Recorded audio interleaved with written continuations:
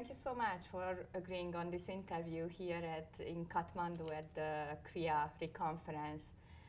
We have been waiting for your book anxiously, and So have we. So happy that it's out. Can you please tell about you and Ellie a little bit and about the book and how it came to fruition? Sure, and thank you so much for this interview and hosting us here. So I'm Mindy Roseman. I am one of the co-editors of this book, Beyond Virtue and Vice, Rethinking Human Rights in Criminal Law, with Ellie Miller. And we're both right now at the Yale Law School. She co-directs the Global Justice Health Partnership, and I direct 2 programs at the Yale Law School dealing with international law and global justice.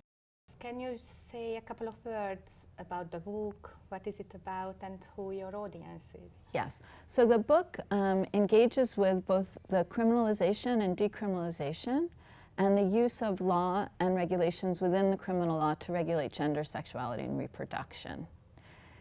What we noticed, we're both academics and we're both advocates, was that, well, at the moment that we were having discussions, it looked like many laws that previously criminalized, say same-sex sexual practices, homosexuality as a status, were being decriminalized or at least reformed.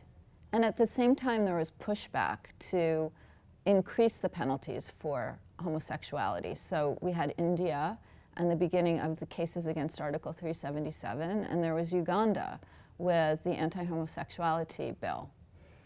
And we were looking at abortion, where in some countries abortion laws were being reformed and removed from the criminal code, and in other contexts there was lots of advocacy to criminalize and make all kinds of access to new medical abortion more difficult.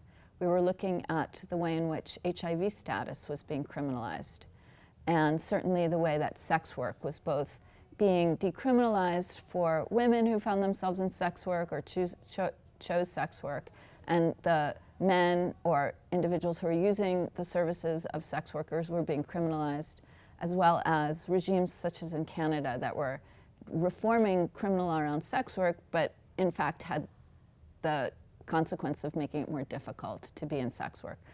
So we were looking at this whole range of phenomena and thought we could, say, have like larger conversations with our friends who also were both academics and advocates, who were sociologists and anthropologists and historians and lawyers and feminists.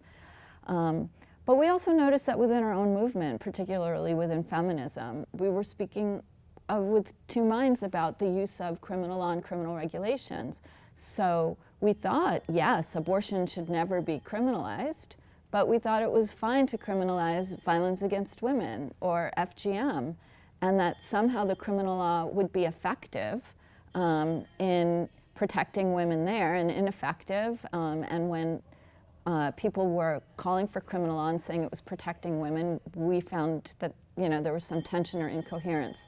So we thought we should really just take a deep dive into these issues.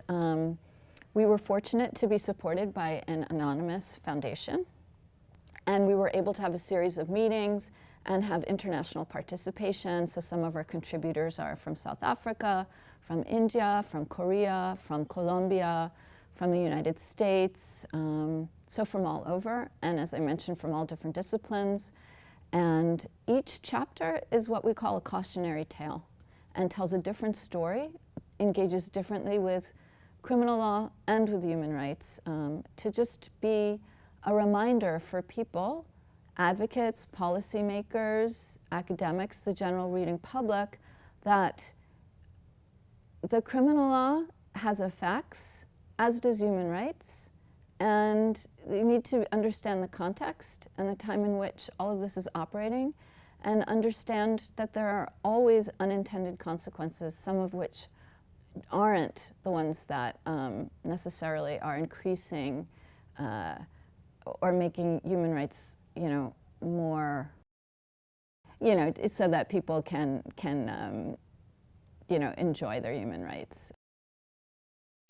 Thank you so much, and congratulations for your book. And I think we are just looking forward to read it from page 1 to So one of the big takeaways of the book is a call to the advocacy community to, when dealing with criminal law reform or in looking for a more human rights frame for working within and across these different issues of sex work, abortion, HIV. We don't talk about drug policy reform in this book, but it equally could be used for areas such as drugs. There's a new emerging area around compensated gestational surrogacy. So whenever advocates are working, is to be what we call empathetic, in solidarity, and accountable to each other. So as an antidote to looking solely at the legal and sort of policy sphere of law reform, it's to create an ethics of practice within and across human rights movements. Thank you very much. You're welcome.